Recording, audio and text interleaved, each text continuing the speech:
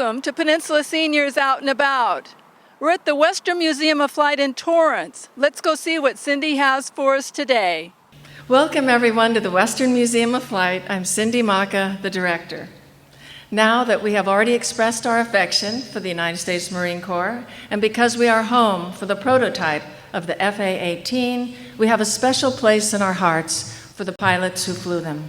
We are fortunate today to have one such pilot who flew them in combat and is now the commanding officer of Marine Fighter Attack Squadron 232. With great respect, Lieutenant Colonel Mark Bortman.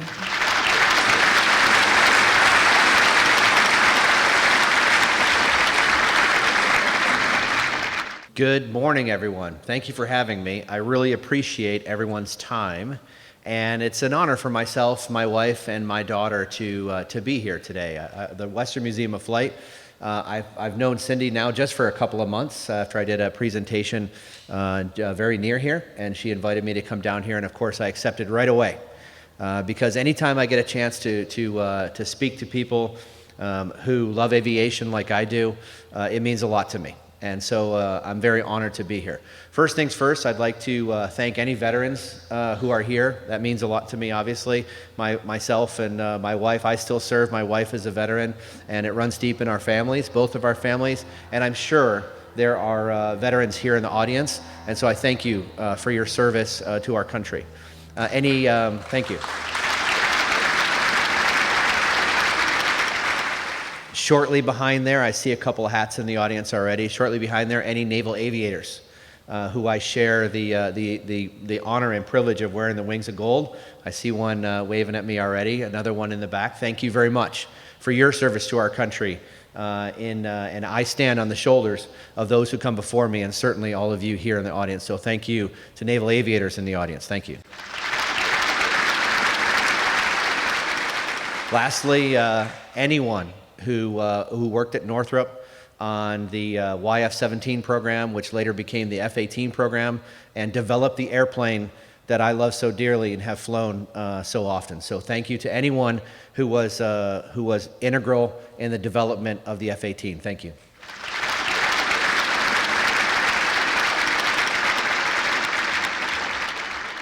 So my speech today is called Clearing the Way.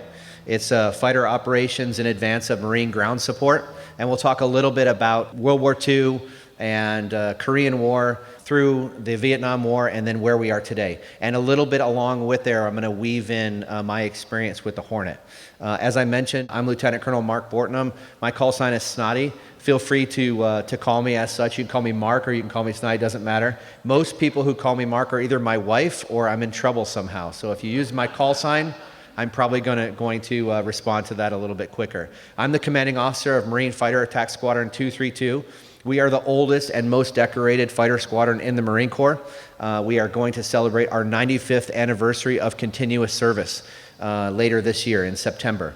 And so aside from one other squadron in the Marine Corps who is now a logistics squadron, we are the oldest continuously flying squadron that there is in the Marine Corps. And so very, very happy to be part of that, the Red Devils. And we're based in San Diego, California at Marine Corps Air Station Miramar.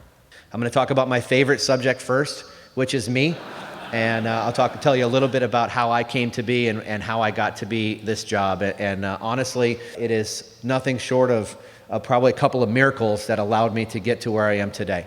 I was born in 1970 in Detroit, Michigan, and spent the first 20 or so years of my life there in Michigan. When I was about 15 years old, I was convinced that I knew more than the parents who raised me, and I was a big troublemaker. Got in trouble all the time, was not at home when I needed to be, was not paying attention to school and doing the other things that I needed to do.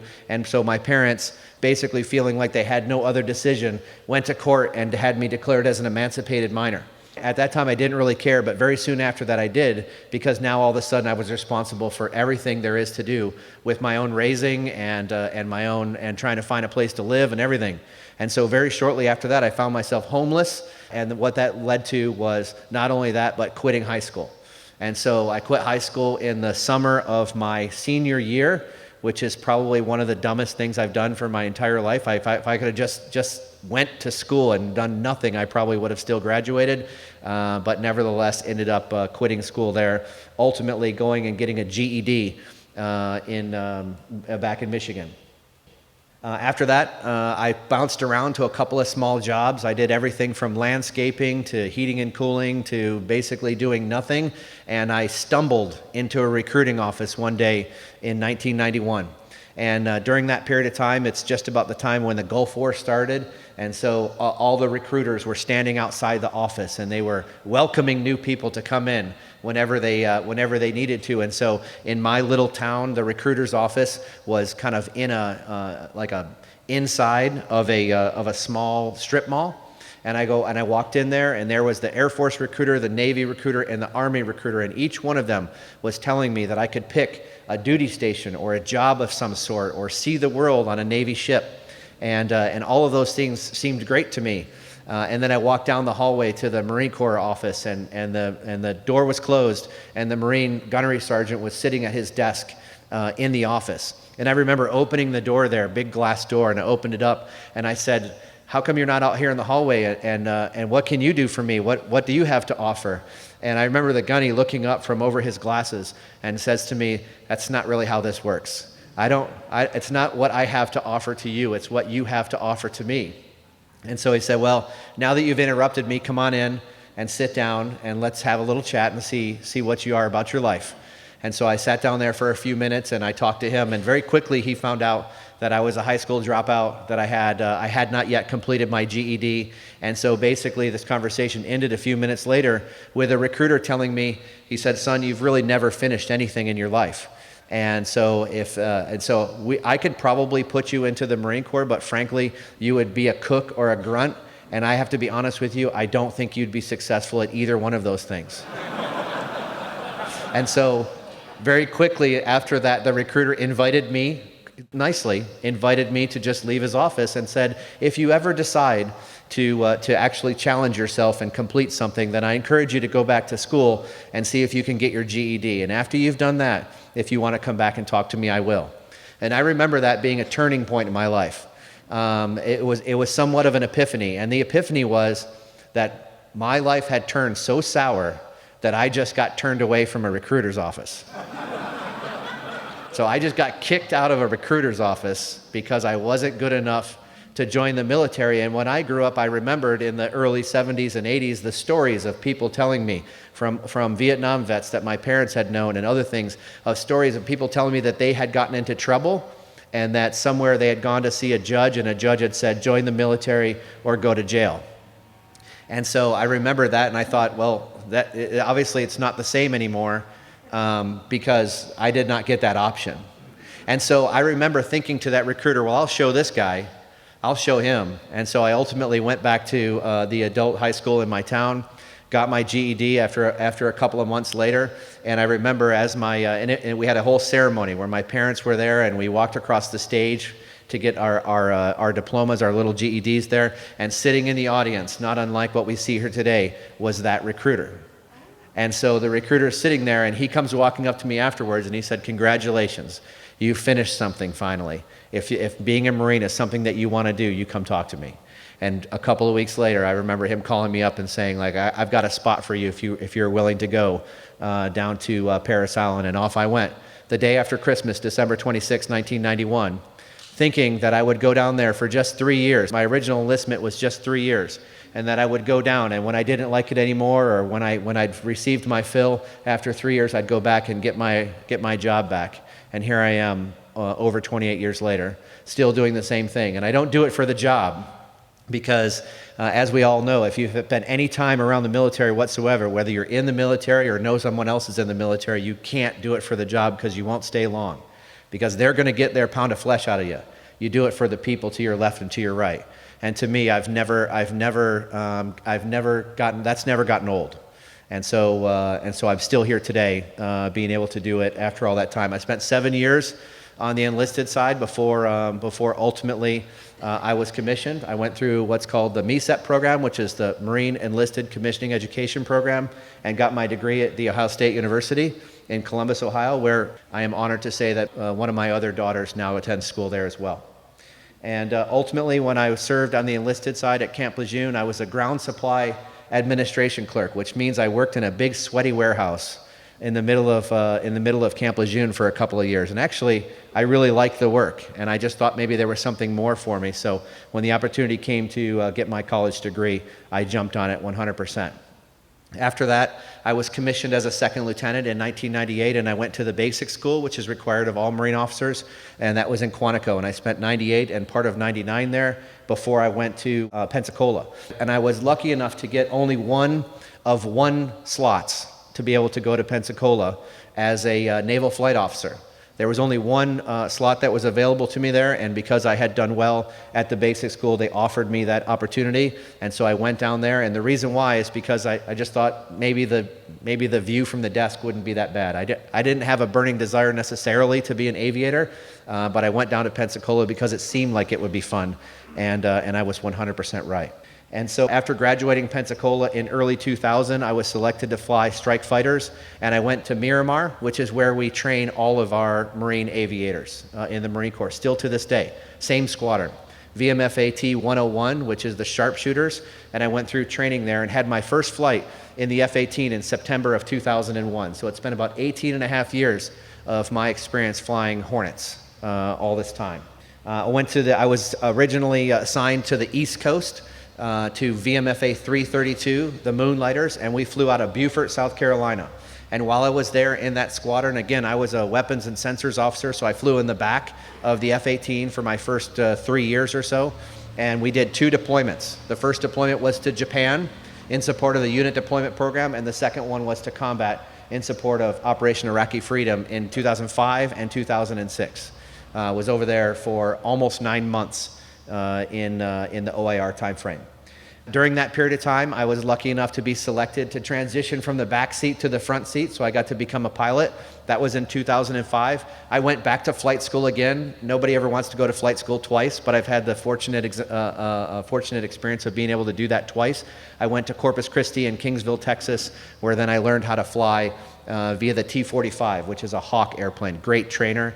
And while I was down there, I was selected as part of the Selective Retained Graduate Program, and I became an instructor pilot down there for a year as well. And so I've been an instructor pilot for the T-45, and then went back to Miramar, where I trained and then deployed as an F-18 pilot with VMFA 121, the Green Knights. That was from 2010 until 2012, and I was the executive officer of that squadron while also trying to get all my qualifications in the airplane. And shortly after we came back from deployment to Japan, that squadron was the first squadron in Marine Corps history to transition to the F-35. And so they now fly the F-35 and are based in Japan. Subsequently, after that, I became the Marine Aircraft Group 11 in Miramar. I became their operations officer. And so it was kind of a desk job, which is kind of tough because it's on the same flight line. So it's a little tough to do a desk job when you can look right across the flight line and see everybody still flying airplanes. So that was a little bit of a challenge. And while I was there, I was selected to take part in what's called the Personnel Exchange Program. And I was selected to go and fly with the Royal Canadian Air Force. And so my wife and I and our 4 kids moved to Cold Lake, Canada. And if you don't know where that is, that's about 10 or 12 hours north of the US-Montana border. And it's about 5 degrees south of the Arctic Circle. So we'll talk about that in just a second. But I spent 2 years as an exchange officer, as the only exchange officer with the Royal Canadian Air Force. And as a matter of fact, while I was up there during my second year, we'll talk about this in a second, but during my second year, I was actually selected to command a squadron. And I still, to this day, remain the only U.S. Marine and only U.S. officer to ever command command Canadian troops in combat. And so that was one of the highlights of my career. After my time in Canada, I went to Hawaii, where I was the air officer for Marine Forces Pacific out there, and I had the opportunity to work for General Berger, who now is the Commandant of the Marine Corps. So I had a great opportunity to work with him, and while I was there, I had the opportunity to be selected as the commanding officer of the greatest fighter squadron in the Marine Corps, and in my eyes, the greatest fighter squadron in the United States today, the Red Devils in Miramar. And I've been the Red Devil CO for about 18 months. As a matter of fact, my change of command is the end of next month. So you're getting me actually at pretty close to the end of my command tour. So any questions about that, I'd be happy to entertain. What about my time for the Hornet? Well, I've got about 2,300 F-18 hours alone. My longest flight is about just shy of 11 hours sitting in an airplane like that. Can't stand up, can't move around.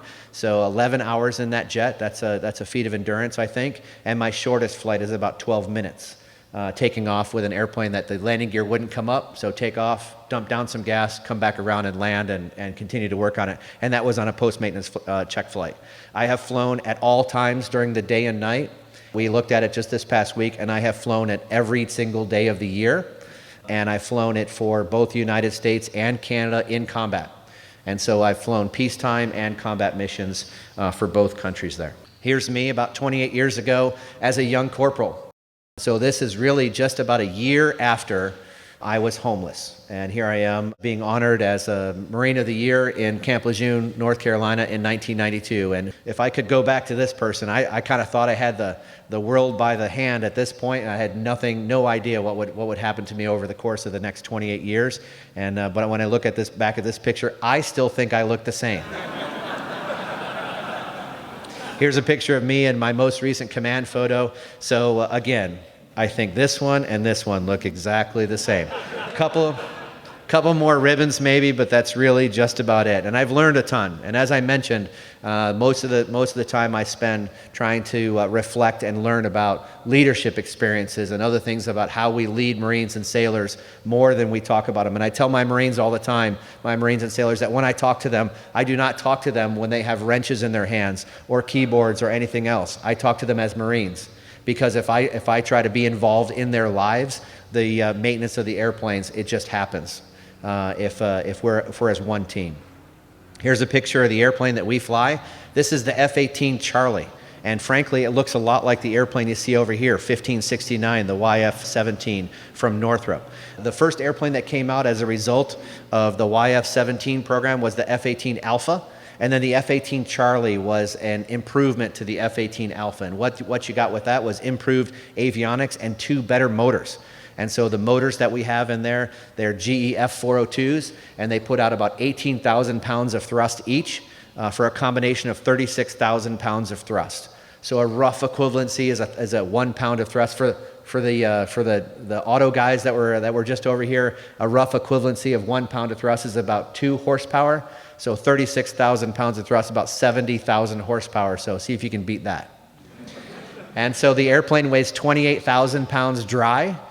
So without fuel in it, it's greater than a 1-to-1 ratio. Once you put gas in it, it gets more like about 40,000 pounds, which really means I just have to take off and fly for about 10 minutes or so, and then the airplane is exactly where I want it to be. It is, in my opinion, and I've spent many hours flying it, as you know, and what I will tell you is from the time that I originally flew it until now, it has spent a good portion of time being what I would consider to be the best fighter in the world. As we sit here today, that's no longer true. But that's okay, because we've got follow-ons to that, and we'll talk a little bit about that too. But where did we come from? We came from the Northrop program, which was P530 and eventually became P600. And that was one of 2 entrants into what was going to be the future fighter for the U.S. Air Force.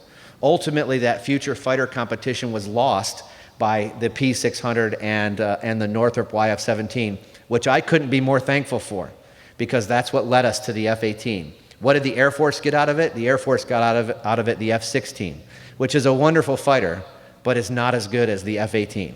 And so they can have the F-16 all day long. I'm very happy to be a Hornet pilot. This is 1569. So this is a picture that was taken during the testing of 1569, which is the replica of which is sitting right here next to us, to my left and your right. And I'm also very happy to see that on the side of it, although it wasn't originally designed as a Marine Corps airplane, I am glad to see that it says Navy on one side and Marines on the other, in representation for the almost 1,500 airplanes that were built as a result of this airplane sitting here today, and again, for the United States and 6 or 7 of our country nations. As I mentioned, I'm the CEO of 232, and we fly this airplane all over the world. We've flown it all over the world in just this past year, distinctive by our red tails and our original 1925 insignia. Here's a picture of every climb and place that we fly this airplane in. Here's a picture of this airplane just a couple of months ago in the Philippines, when the weather was about 120 degrees. And here's a picture of something I got a chance to do myself and something I would never have been able to do if I wasn't a Marine, and that's to be able to travel all over the world and just this past year be able to go and say hello to Santa and deliver my kids' wish list to him directly as we did exercises up in Alaska. Here's me flying the Canadian version, the CF-188, which is the exact same thing as an F-18 Alpha, and just coming back from a mission, that's me on the left there, just coming back from a mission where the airplane flew for the first time ever a combat mission over Syria. And so we'll talk a little bit about that here in a second. So warm there as well. So that's in Kuwait, probably about 120 degrees, and here we are in Canada. In Canada, probably when I was up there flying, you're talking an instance where it was very common between October and probably April or May for the temperature to be at least minus 20, in some cases minus 30, and rarely, but not infrequently, minus 40 degrees. And the airplane handles wonderfully. First of all, the engines love the cold air, but frankly, the airplane is also robust, and it can handle those temperatures without any issues whatsoever. And so we flew it up there very commonly on the NATO mission. And as you know, that protects our northern border. And so the Canadian squadron that I was in is one of the squadrons that did the NORAD mission, protecting our border against the aggressions from the Russians that come over the top quite frequently. Averages about one every 6 days. And as a result of my time up in Canada, after I became the commanding officer for 232, one of the things that I did was I returned back to Canada and presented the current commander with a representative guidon from my time up there. This is during that squadron's 100th anniversary, and the squadron that I was in and was actually the CO for, which is 401 Tactical Fighter Squadron, the Rams from Cold Lake. And that squadron, again, was something that they participated in the Battle of Britain, and it was Canada's first ever squadron, so I'm very honored to have been able to participate as an exchange officer there. Here's a picture of the F-18 Alpha. So this is the very first variant that came from the YF-17 1569 that thankfully, as we talked about, lost the competition and then later went on to become the F-18 Alpha.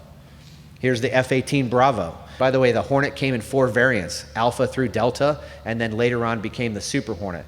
And the Bravo version was originally designed to be a 2-seat trainer. So what you have here is you have a front and a back seat that are identically configured. There's a stick and rudders and throttles that are in the back seat, and this is how we train pilots. And we still have Bravos today, although they're starting to be phased out, and many of them are with NASA and other places, specialty squadrons, but it was the original 2-seat trainer. As I mentioned, the Charlie is the airplane that we fly, and the majority of the airplanes in the Marine Corps today are still F-18 Charlies. And then here's the F-18 Delta. So in the Marine Corps, what we did with the Delta, it was an improvement to the Bravo. It got the better engines, it got the better avionics. And then what we did in the back is they took out the stick and throttles and they added 2 joysticks. And from an avionics perspective, they would decouple the two cockpits. And so what you had is the ability for the WISO in the back, the weapons and sensors officer, to be doing separate things from the pilot using the displays that they have in the back. And it's a very functional way to do it. And we'll talk a little bit more about that in a second. And I've had the ability to do some very interesting things while I've flown in the airplane too. Here is a flight that I did. Again, this is back in 2003. When I had the opportunity to fly in this squadron, 332 on the East Coast, when the Hornet passed 100,000 mishap-free flight hours, which is a testament to the robustness of this airplane. And so please don't let that be any indication that we treat the airplane kindly, because we don't. The airplane is fully capable of flying up to 7.5 Gs. It can go much faster than the speed of sound. I've flown it about as low as it can fly, and I've flown it up close to 50,000 feet as well. And so it is a beast, and I'm actually privileged to fly it. And here's a picture of the entire squadron standing around the airplane that passed 100,000 mishap-free flight hours. So tremendous accomplishment for this jet. So I'd like to talk just a little bit about the nature of warfare, and specifically the aviation warfare, and how we got from where we are here in World War II until where we are today. So here's a picture of the Pacific, and if you look closely to those lines on there, what those are is progression lines and movement lines from the Japanese forces as they moved their way across the Pacific, and all the areas where Marines and naval aviators were most commonly found. And what we see back here during wartime, both on the ground and in the air, is it was very very linear. In other words, we knew where the enemy was. It was in front of us. We had a rear area that was behind us. And so the rear area is where we kept our supplies and where the logistics train came to. And if we wanted to go to the front, we knew where that was. And somewhere in front of us then was the enemy. And so it was a relatively linear battlefield. And especially for aviators out there, it then made it relatively easy to be able to move forward to find out where the enemy was and then drop ordnance on them as required. And so again, it was clean. We knew kind of where the balance was. And as an example of that, here's a picture of the U.S. territory of Guam. And if you're familiar with this, the Marines landed at Asan Beach, so kind of on the middle left there where you see the black spot. They landed in the center, they cut the island in half, and then they proceeded all the way to the north before finally going all the way to the south. And those horizontal lines that you see on the map represent days as they made their way up through the island. And so again, it was a very linear fashion that they went through the battlefield. And in the Marianas, just north of Guam, you have Saipan and Tinian, from which the Enola Gay was launched to fly just about 1,000, about 700 miles or so across the sea of the Philippine Sea before it gets to Hiroshima, where it finally dropped just one of the two weapons, which ultimately ended World War II and ended our involvement in that area. But again, very linear. As you progress forward into the Korean War and into the Vietnam War, now these are the airplanes that the Red Devils flew especially, but many of our allies flew, and it was still somewhat linear. Once you get to Vietnam, though, things begin to change. And now you have where there's an enemy that's in multi-different places, and sometimes they're in front of you, and sometimes they're behind you. And what that happens is you now bring the enemy closer to the friendly forces, and it's more difficult to tell the difference between the two. And so what happened back then? What kind of ordnance were we dropping back then? Most of it was unguided ordnance or gravity bombs, and we still drop these today. These are the Mark 80 series bombs, which come in 500, 1,000, and 2,000 pound variants. And the only way they get from the air to the ground is because God's green earth pulls them down via gravity. That's it. That's about as accurate as you can get. And there's many ways that we can make this more accurate by diving and doing other things that we can do with the airplane. But frankly, it's going to be an area weapon. And so what do you see when you look back at Vietnam? You see the first instances of weapons that now have the ability to be tracked towards the ground, either via laser or some other capabilities. And so if I wanted to drop a bridge in Vietnam, it might take me 30 or 40 weapons to do it, because 20 of those weapons might actually miss the target. And that's just the way it was. And nowadays we see that where that's no longer acceptable, and we have different types of weapons, and I'll talk about how that's impacted the Hornet. As you move closer to 1991, this is actually the first map of the invasion of Iraq. So when Iraq took over into Kuwait, and then we formed a coalition, the United States formed a coalition to push them back, this is exactly what you see. And the one thing I'll point you towards is it still looks kind of linear. We're going to push them from the south to the north. Now you're talking into the area where we have Hornets in Kuwait, and we're pushing those forces back. So this is the training I started with. Mark 80 series, unguided weapons, and a Hornet, and I know where the forward line of troops is, and I'm going to do close air support in front of that forward line of troops. That's probably going to be controlled by a guy on the ground, a guy that we would call a FAC or a JTAC, a Joint Terminal Air Controller. In other words, it's clean. I know exactly how I'm going to get from here to there. And so once we started on the move and we started to push the Iraqi forces back to the north, very successful, 100-hour war, and we're pushing the enemy back where we need to be. Closer, slowly but surely, over the course of the next 30 years, because frankly, even though we've had the original Iraqi war, and we've had several versions of Operation Iraqi Freedom, we've never really left the Middle East. And so as I stand here today, my entire career has been involved with U.S. forces in the Middle East in some way, shape, or form. That's both good and bad. Great for the development of tactics, bad because now our enemy has watched us do it for 30 years. And we've also gotten very used to operating in an area where we don't have a very big threat. And so that really changes our tactics.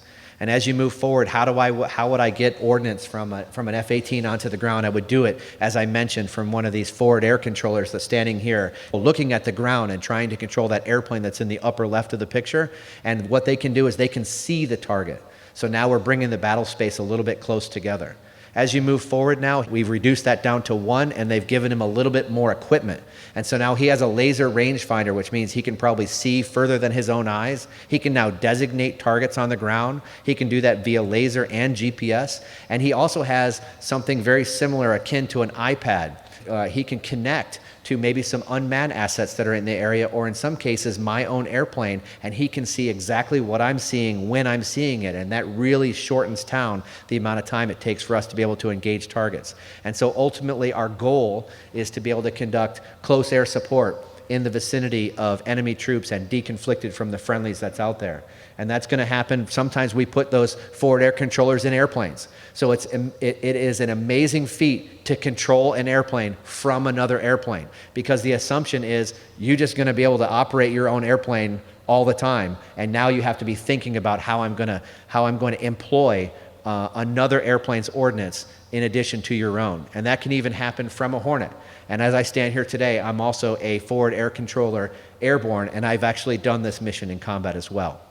Well, how did we do it when we first started out? We did it with a pod that looks like this, that sits right on the side of the airplane on what we call stations 4 and 6, one on each side of the intakes.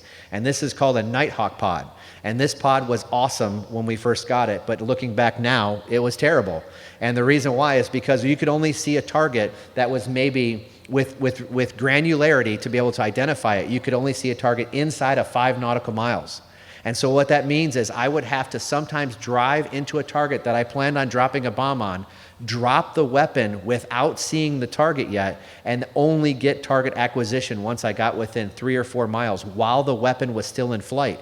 Sometimes only within 5 or 10 seconds of impact before you finally get target acquisition, be able to put a laser down on it, and then hope that the weapon could have the acquisition to the laser and then guide to the target. And so this was very difficult to accomplish. And what it took was knowing what your target area looked like and doing an intense target study of those weapons, of those target areas in order to be able to make that happen. And here we have a Hornet, as I mentioned to you before, getting loaded with those same unguided bombs. So even though these were the more guided weapons and the precision weapons were developed at the end of the Vietnam War, we were still, and still today, drop these unguided ordnance. So what kind of progression did we make further on? And especially once precision became required, what we needed was the ability to see targets better. And so we got this called a Lightning Pod, and we now put this on the airplane, and this is what we fly with today. And the Lightning Pod is a phenomenal upgrade. It is orders of magnitude greater than anything else we've ever had on the airplane. And so what you see is the ability to ID targets from maybe 15 or 20 nautical miles away. And so now I can see targets, I can sort targets, I can connect through a system that's very akin to Wi-Fi with someone on the ground where I can now share targets with other people that are on the ground, and certainly I can guide weapons into a very small area. Weapons such as this, which is that same unguided bomb body. If you look at the bomb body, it's still exactly the same. But what we did is we put a laser seeker on the front and fins on the back. And so now I can drop this weapon, I can shoot a laser at a target, and this weapon's going to hit it. And in many cases, it's going to hit between 5 and 7 meters. So what that means is I'm going to engage a target from, say, maybe 12 or 13 miles away, and I'm going to hit that target close to 15 feet. So that's an amazing upgrade. So now what that means is as the battle space gets more congested and the enemy and the friendlies are closer together, I now have a weapon that I can put on the ground. I now have the ability to be able to do it, and that airplane is the one that gives me the ability to do that, and of course, with the training we do every day. Here's another one of those examples called a Maverick Missile. It comes in 2 variants. One of them seeks out heat and the other one seeks out laser. So this is a variant that seeks out the laser energy. We shoot the laser energy on the targets.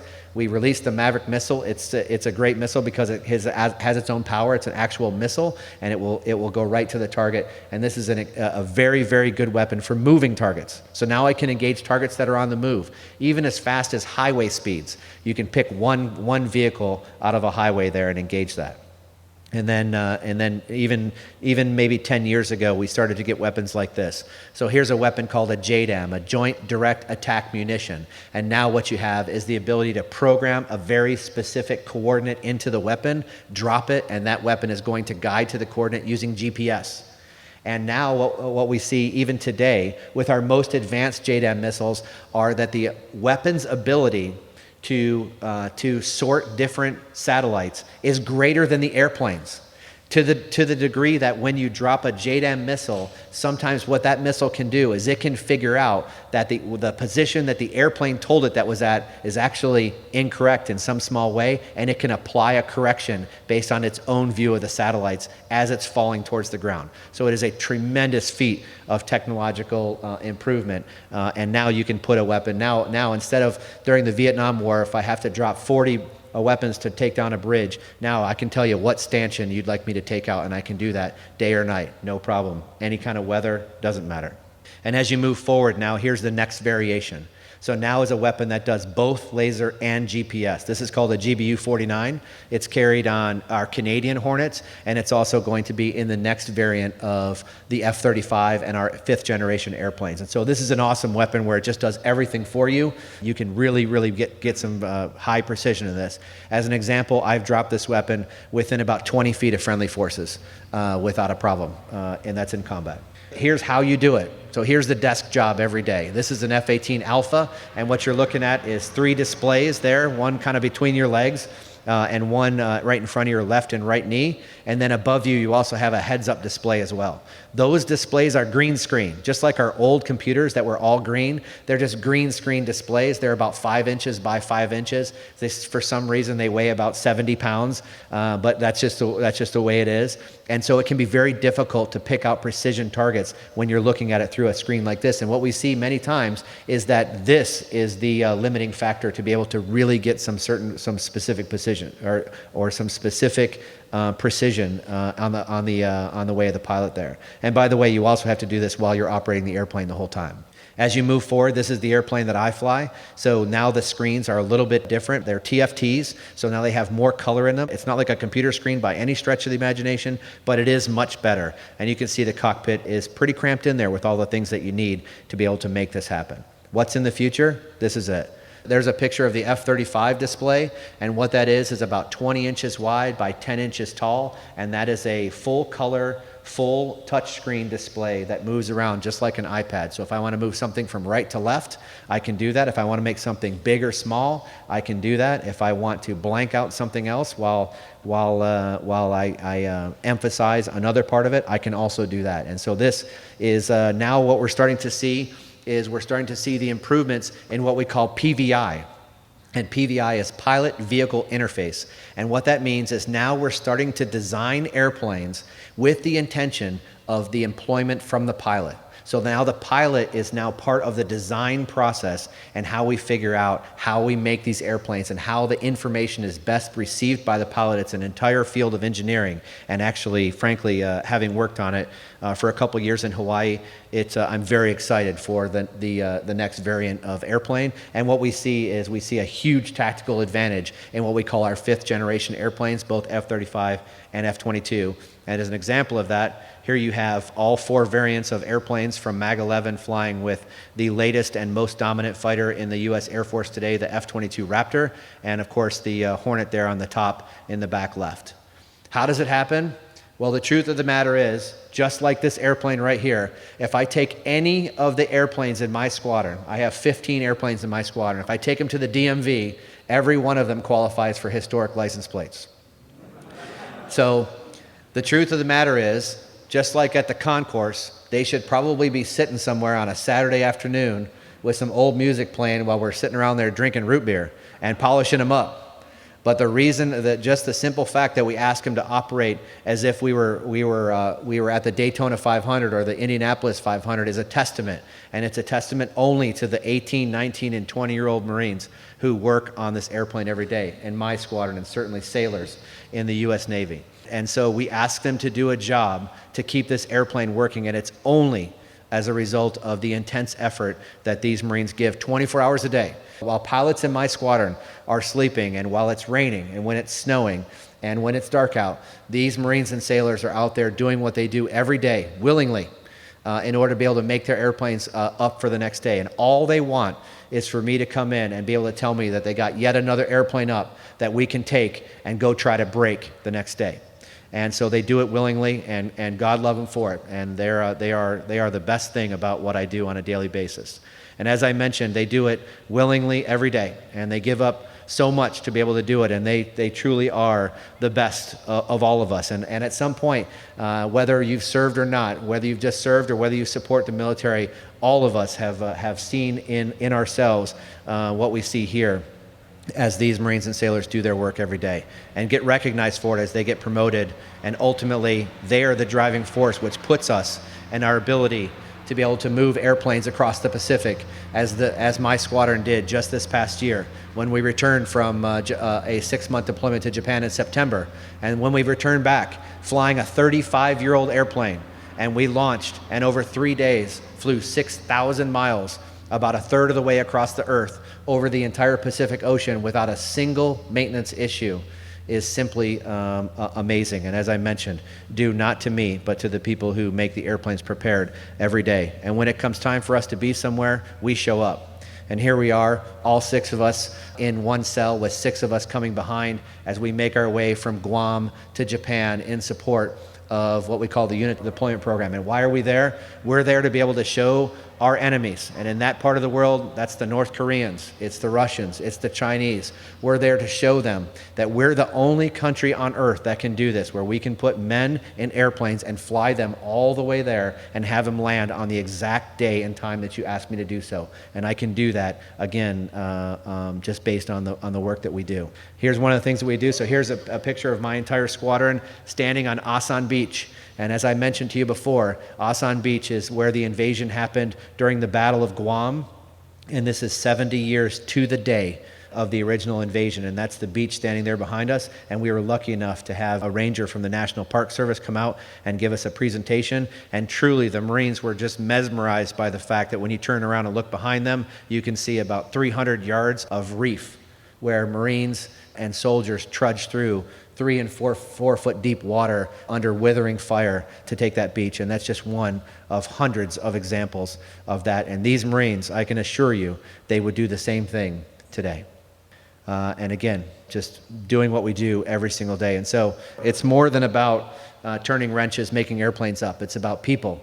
And as I mentioned when I first started this brief earlier today or early this morning, it's about keeping track of the people who work for you and making sure that they understand that I care about them as Marines and sailors, and that's what keeps them going. It's even more so, it's the family aspect. And one of the things that I have found, especially in the Marine Corps, is that 73% of the Marine Corps is age 23 and younger.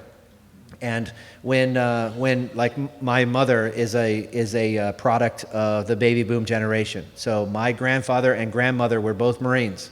And when they came back from World War II, like many of our World War II veterans, they had seen the horrors of war. And not only that, but they had been away from our country for many years. And they hadn't seen things, they'd just been away. When they came back, they just wanted to live the good life in a small house with a white picket fence and have some kids, because they'd seen their friends and neighbors be taken part of this terrible toll of war. And so they came back and they created the baby boom generation, which is somewhere upwards of 5 million children were born. And back then we really had 2 categories of people. It was children and adults. And you became 18, you became adult. And so when those kids got bigger and they had children, then that's my generation.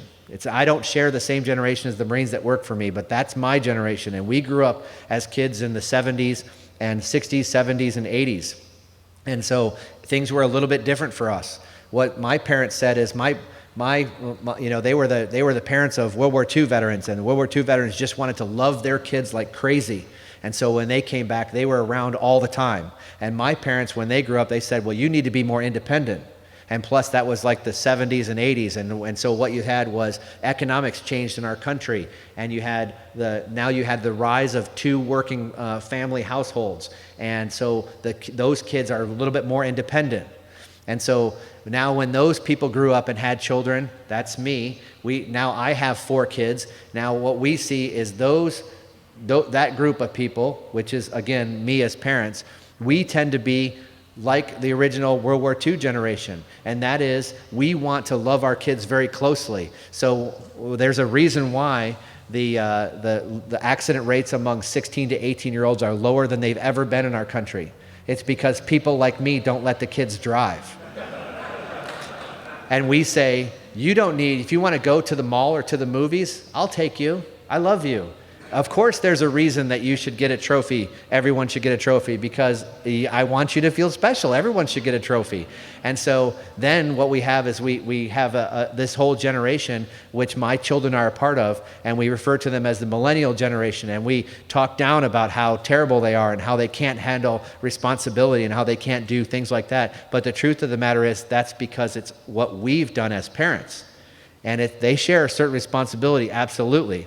But it's what we've done and what we didn't do as they came in. And so how does that affect me as I stand here before you as a Marine commander? It affects me because those 18 and 19 and 20-year-old Marines are now come to me. And so what happens is there's no longer just two categories of people, children and adults. There's now children, and there's preteens, and there's tweens, and there's young adults, and there's adults, and so what we've done is we have shifted the responsibility to become an adult further on down the road until now you see people who are 21, 22, and 23 still living at home. So how does that affect me on a Friday night when a young Marine is going to, overconsume alcohol or do something that's not smart? It's because they've never had that responsibility in their whole life. And so what makes a difference? It's telling them that you're proud of them. It's telling them that they're doing a good job. It's the same things. It's telling them that you are proud of the things that you're doing. It's correcting them when they make a mistake and encouraging them to take the responsibility that they may not have been encouraged to take up until this point. And that's what makes us one of the things that makes us successful, and one of the things that's taken us to where we are today, and bringing us back from deployment, where we have families waiting after 6 months for all of us to be able to come home willingly and thankfully, and just again doing our jobs every day, day in and day out, as we need to, so that we can return home to the families that love us, and the whole while relying, and the centerpiece of our squadron is this complete beast of an airplane, which started as a result of a loss of a fighter competition right here when this airplane ultimately became the one that was selected and now flies in my squadron in Miramar. Again, back to the P530, which became the P600, which became the YF-17, which is this airplane that sits here just to your right, and then turned into this airplane right here, which is, again, spent most of my career as the most dominant fighter in the world, and is one I'm still proud to fly today. And with that, I will take any questions that you have.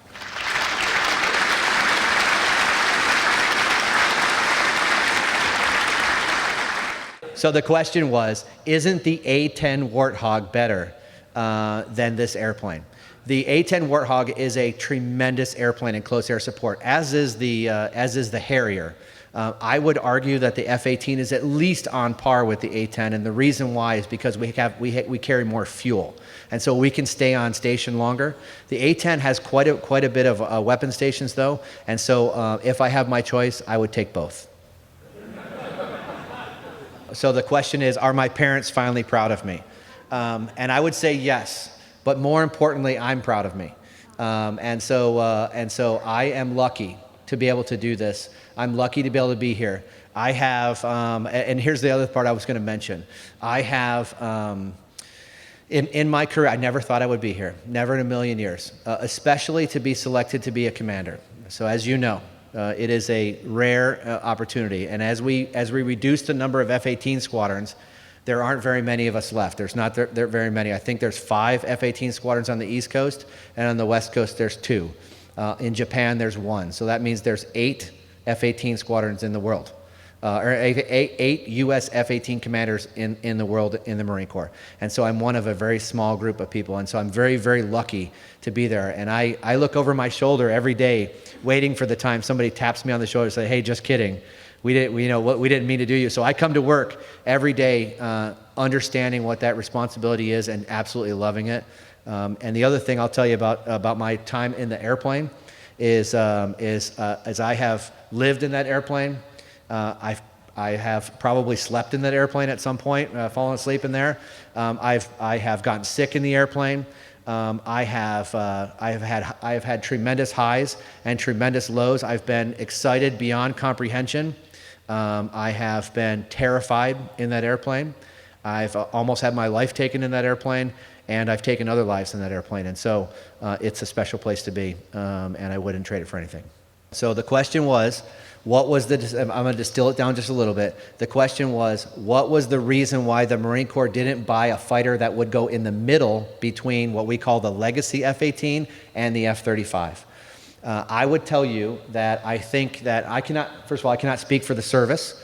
I can only speak for my personal opinion. This is Mark's personal opinion, not the opinion of the Marine Corps. And what I would say is, if I could go back, maybe 15 or 20 years, I think having what we would refer to as a bridge fighter, which is what, for example, the Australians have done and what the U.S. Navy has done, I think that would have been a smart thing for us to do.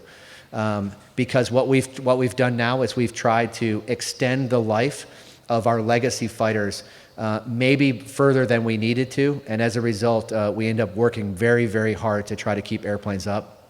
And so now, on the other hand of that, I think what the Marine Corps tried to do was try to read the understanding of the U.S. Congress and to see what it is they could do. And I think probably that would have been difficult for us to be able to do both of those things at once. And so ultimately, we are all in for F-35, and now we are on the downslide for our legacy F-18s. And so my squadron will be the last legacy F-18 squadron in the entire Marine Corps, and we will transition in 2028.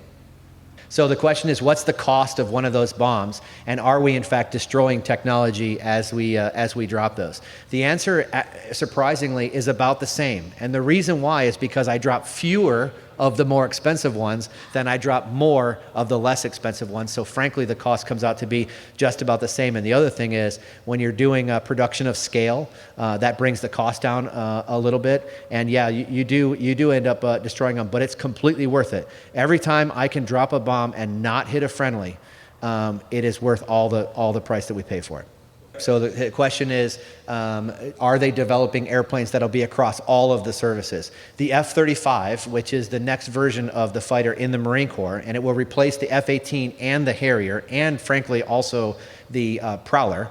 That airplane will be used by the U.S. Air Force, the U.S. Navy, and the U.S. Marine Corps combined. And so that airplane's being made by Lockheed Martin in Fort Worth, Texas. I've been to the plant several times.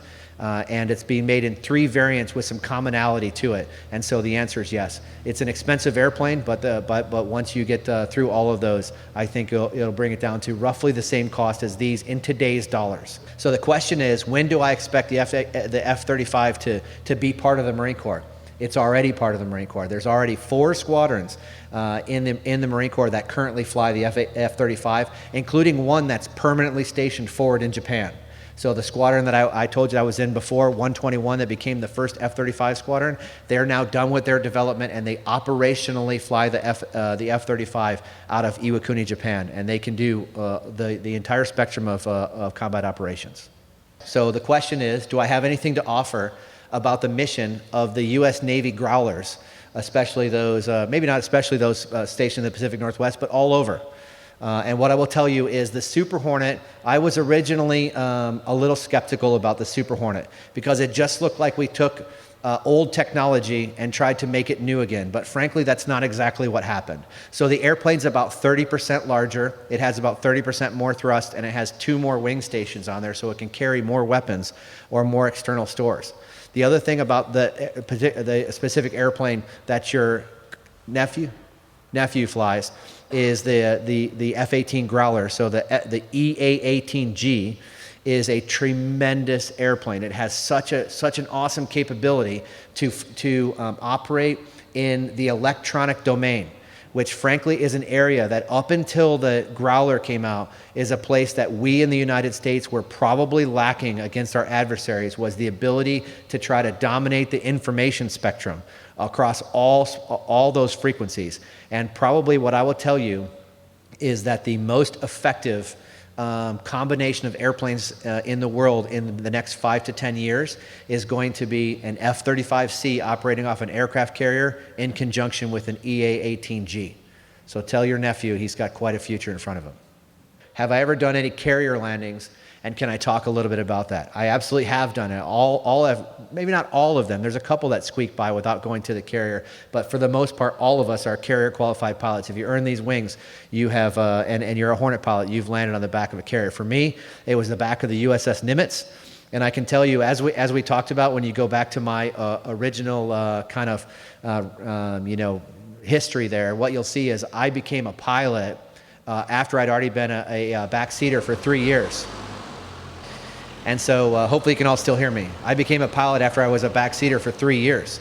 And so what that meant is I was a little bit further along in my career in age. And I was also, those first 7 years in the Marine Corps were also on the enlisted side.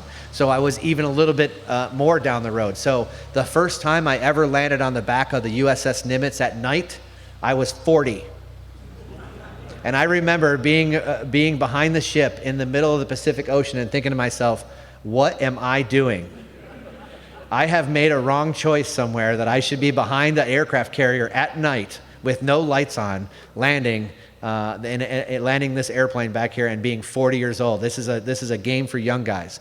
But the truth of it is, I survived, and I'm here to tell the story. So landing on an aircraft carrier is an intense thing, just exactly like it's sometimes depicted in the movies. Probably the landing is not the most exciting thing. The most exciting thing is being shot off the front via the catapult, because you're going to accelerate from 0 to about 150 miles an hour in the span of inside of a football field. And so it is a tremendous thing. And just operations around the carrier are awesome. My squadron does primarily land-based operations, but we're all capable of doing both. So the question is there a difference in the way the airplanes are designed, especially the carrier airplanes, relative to other airplanes? And the answer is 100% absolutely yes. A little bit different. So what you see here on the YF-17 is the landing gear is more vertical. And there's some great YouTube videos that talk about the progression from the YF-17 to the F-18 and what they did to be able to make the landing gear more robust. And so what you see is the landing gear, the tail hook, and the launch bar and the front of the airplane are much more, they're just much more intense, much more robust to be able to handle that. The airplane, when it comes and lands on the carrier, is descending. In other words, it's coming down through airspace at about 750 feet per minute. And so what you see is when you approach the deck there, it's about a 2 or 3 G landing, and we oftentimes refer to that as just crashing into the back of the boat, because that's essentially what it is. It's not like a landing any other way. And so absolutely, mostly in the structure of the airplane to be able to support those intense landing gear. And that's why you see the differences. If you look at an F-18 right next to an F-16, the one that won the fighter competition for the Air Force and the one that won the fighter competition for the Navy and the Marine Corps, the landing gear is intensely different. The question was, what was my impression of serving with the Canadians? The one thing I found out is that the Canadian Air Force, like many others, and by the way, the Canadians were the first foreign purchaser of the F-18. The Canadians, like many other nations, pattern themselves after our own U.S. Air Force. And they do that because the U.S. Air Force is the best Air Force in the world. And so what I saw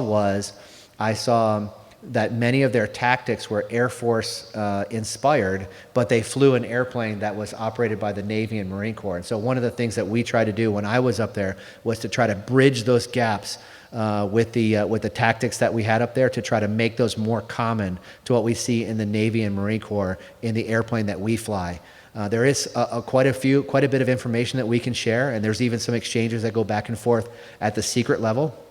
So we can share some of that information back and forth with Canada. But overall, I found them to be extremely professional and very dedicated to their work, especially in NORAD. They take NORAD very seriously.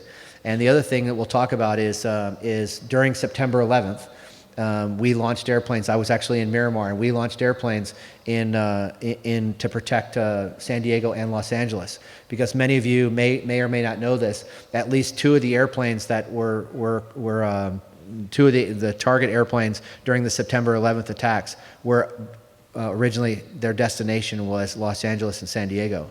And the reason for that is they wanted airplanes that were full of fuel. And we didn't know that at the time. So we just looked at the destinations, and as a result, we launched airplanes as combat air patrols over those cities, thinking there might be more of that. And that was in a NORAD role. And since that time, that mission has now moved to the California Air National Guard. And it's been sectored a little bit more. And so the Canadian squadron that I was in is actually responsible for all of Western Canada and also the very northern part of the United States. So they take their NORAD mission and our exchange between the United States and Canada very seriously because they know that if push comes to shove, they'd be protecting the United States as well. So I find that to be very professional.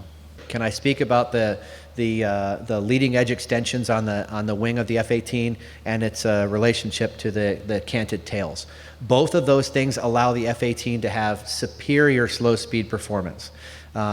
Specifically, there's some specifics with the leading edge extension that allow the airplane to operate in angles of attack to exceed 50 degrees. And then also with the canted tails to be able to operate and still have effectiveness while operating in that high, what we call high alpha regime. And so for the uninitiated, what high alpha regime means is as an airplane is moving through the sky, forgive me for using my hands here, but as an airplane is moving through the sky, you have a relative wind that's going the opposite direction. Well, depending on how much I can pull that airplane or how slow I want the airplane to go, you can change the airplane's configuration relative to the wind that's coming against it. And most normal airplanes will stall at some point. The wing will stop being effective after they get somewhere around, say, 10 or 11, 12 degrees difference between relative wind, but not this airplane. This airplane can fly effectively all the time, consistently at angles of attack increasing beyond 35 degrees. And then we even test the airplane now based on some flight control software where it's an unlimited configuration. And so that's 100% due to the leading edge extension, that's the forward part of the wing, and the canted tails, which, as you probably know, came from an offshoot from the F-5 program.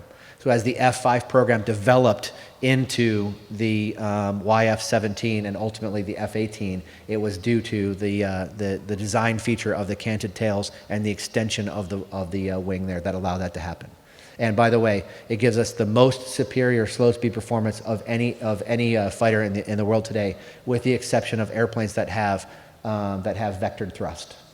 The question is, what other systems do we use to land on the ship besides just visual? And the answer is you use mostly visual during the day. So it's a complete visual pattern. You have to train your eye for when you're in the right position and what the airplane or what the ship is doing.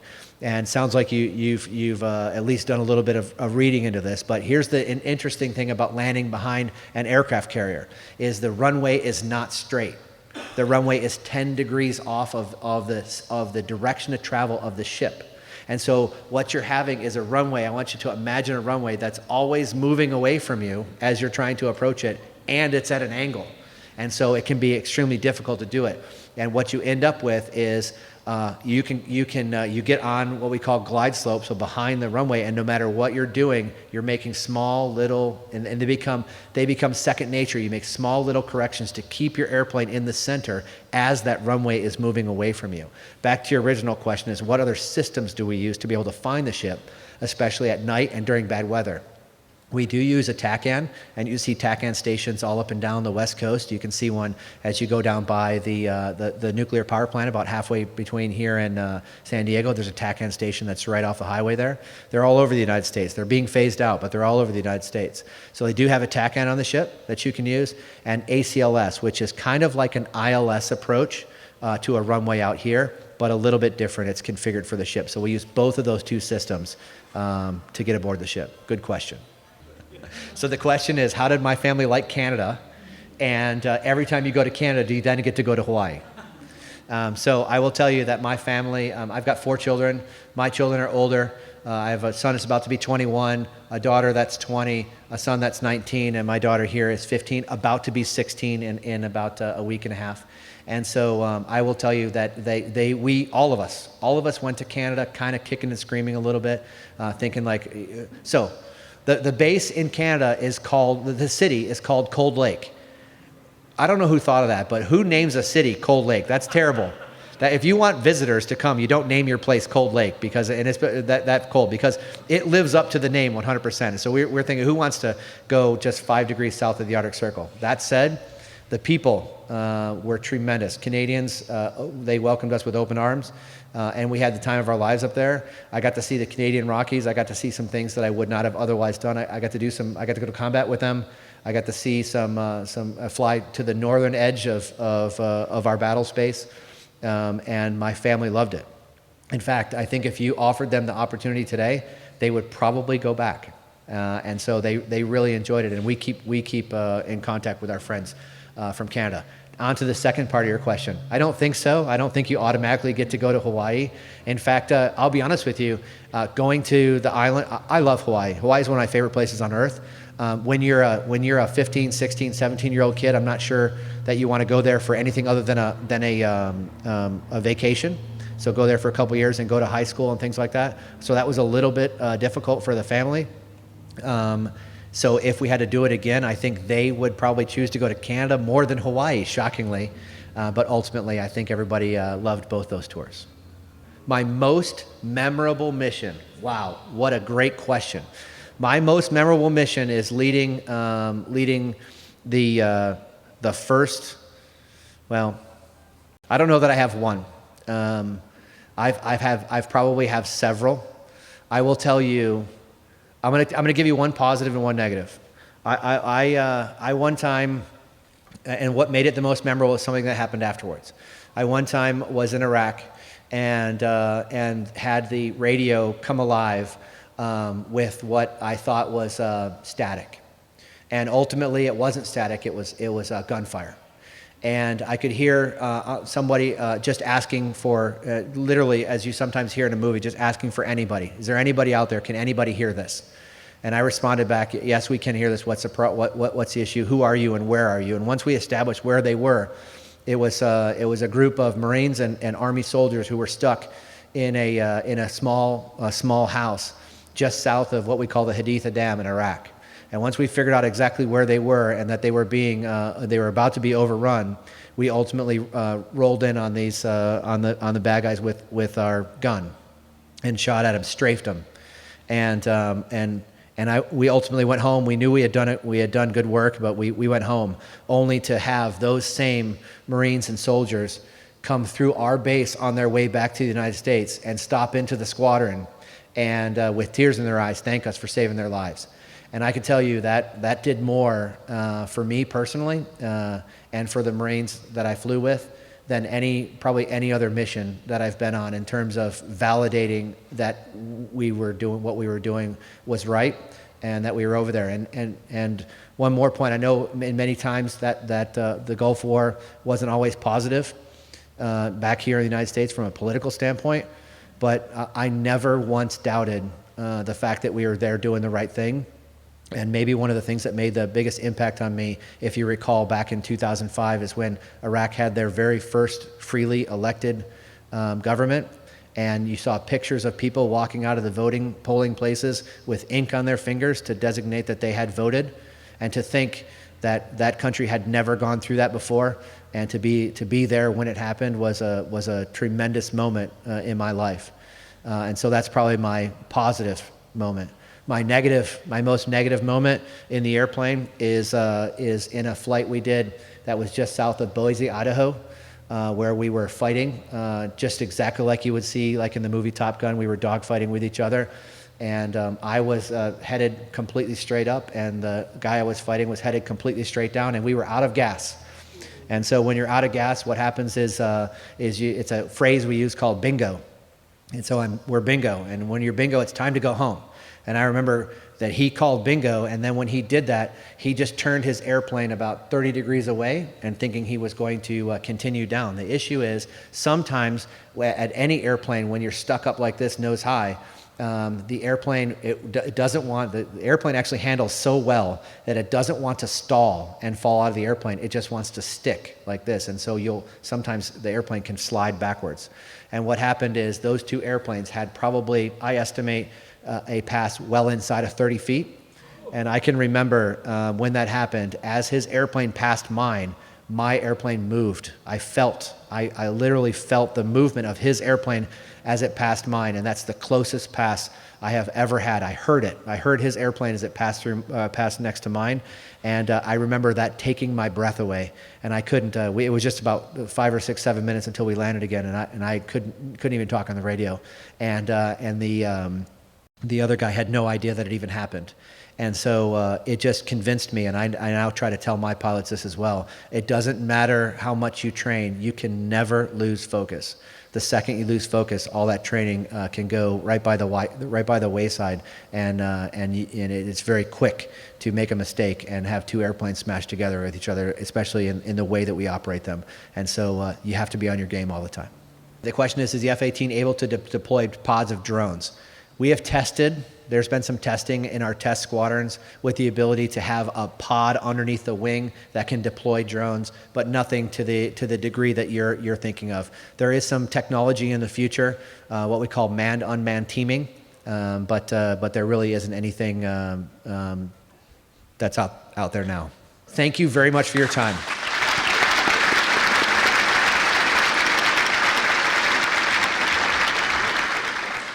Thank you for watching Peninsula Seniors Out and About. I'm Betty Wheaton. See you next time.